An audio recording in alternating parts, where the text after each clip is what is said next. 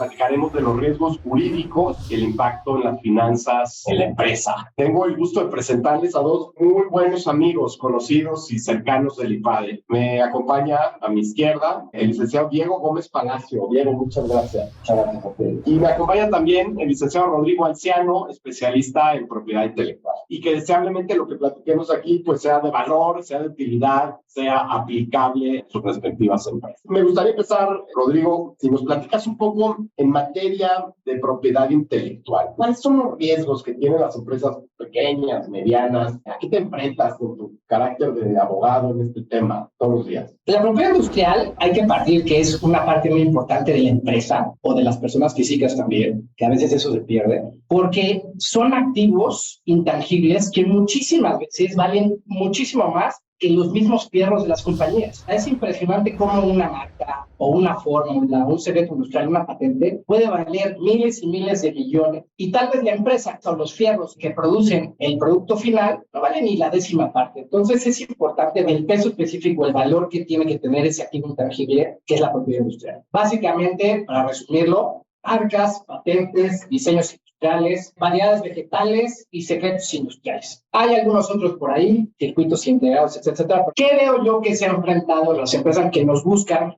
a nosotros con asesoría? Bueno, yo en la práctica he dividido entre 2 y 3 tipos de empresas. Las empresas que tienen un compliance muy estricto, que sí prevén todo lo que puede venir y entonces se dedican a tener sus registros, proteger su propiedad, tener sus contratos al día, tener las licencias de software, las licencias de productos, etcétera, al día. Y luego están las empresas, no las quiero llamar medianas, pero que medianamente le dan una importancia a eso. Y sí tienen 2, 3 marquitas registradas, sí saben que su patente puede ser registrable o no, pero no lo hicieron o no lo hacen, ni los nombres de dominio los tienen ellos. Entonces, los que en lugar de prevenir, reaccionan, que esos son la parte más complicada que nos llega a nosotros para arreglar los temas, porque no es lo mismo arreglar un tema y controlar un riesgo cuando tienes todo al día, que ya te llegaron las demandas, te están pidiendo el 40% del precio de venta al público del producto por infracción marcaria, etcétera, etcétera.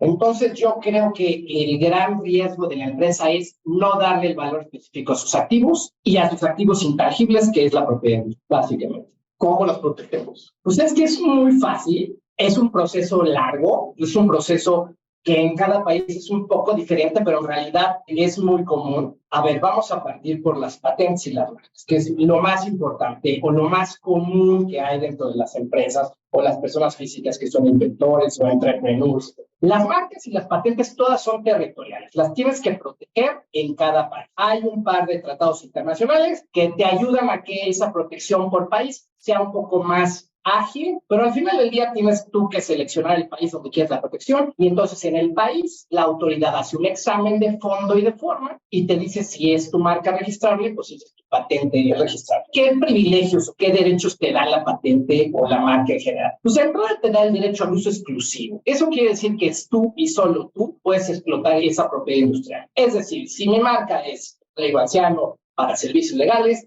no puede llegar cualquier otro despacho, cualquier abogado a prestar servicios legales con mi marca. Eso es mi derecho exclusivo. Y luego, si en el transcurso del tiempo mi producto, mi servicio es bueno, está reconocido por todo el público consumidor, en este caso creo que todos son consumidores de servicios legales, que eso es bueno. Entonces, la marca va adquiriendo valor porque vas buscando la calidad del servicio o del producto que representa esa marca. Entonces, ¿qué les sugiero? Sugiero que hagan una revisión de sus activos intangibles, vean cuáles están protegidos, vean cuáles son protegibles, muchos no son protegibles, y si no están protegidos, protéjanlos. Y a la inversa también revisen qué activos intangibles están usando de terceros o de proveedores. Diego, ahora desde el punto de vista de la empresa, ¿qué riesgos te enfrentas en tu carácter de máxima autoridad jurídica? Platícanos, por favor. Claro, primero gracias por la invitación. Yo te diría que la empresa tiene una serie de retos todos los días, primero internos y externos. Desde el punto de vista de retos internos, yo te diría, uno de los retos más importantes es el de crear una cultura de cumplimiento con la ley dentro de la empresa, que no es sencillo, ¿no?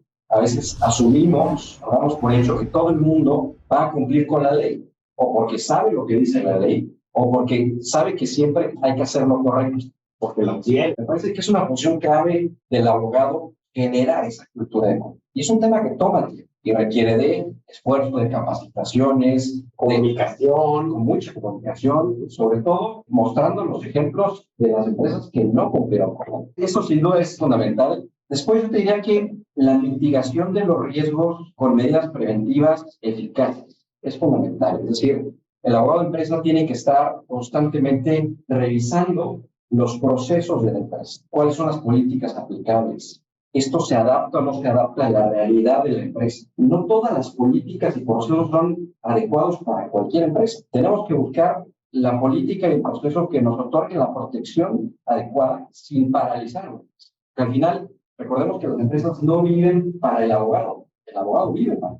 Por otro lado, dentro de los riesgos externos, yo te hablaría, por ejemplo, de los retos regulatorios. Estamos en un momento donde hay un entorno regulatorio cambiante. Todos los días escuchamos reformas. Cada vez es más requisitoso, mucho más estricto, se aprieta mucho a las empresas y entonces el abogado tiene que estar atento a esos cambios regulatorios, tiene que tener un mecanismo para escanear el horizonte legal, si lo podemos imaginar así, para entender qué es lo que viene y establecer estrategias en función de ello, ¿no? Por otro lado, en el momento actual en el que vivimos, pues la verdad es que tenemos relaciones complejas con las autoridades. Se escucha mucho entre el empresariado, pues digamos, esta posición de la autoridad fiscal, por ejemplo, recaudatoria, de manera muy agresiva. Pues el abogado tiene que formar parte también de la estrategia de la empresa para evitar esos riesgos fiscales. No importa que no seas un especialista en materia fiscal, habrá que buscar al especialista adecuado, pero el abogado tiene que participar en esas situaciones y tiene que evitar que su empresa, por ejemplo, entre en estrategias fiscales agresivas. El abogado tiene que explicarle a su cliente cuáles son los riesgos de esas estrategias fiscales agresivas. Oye,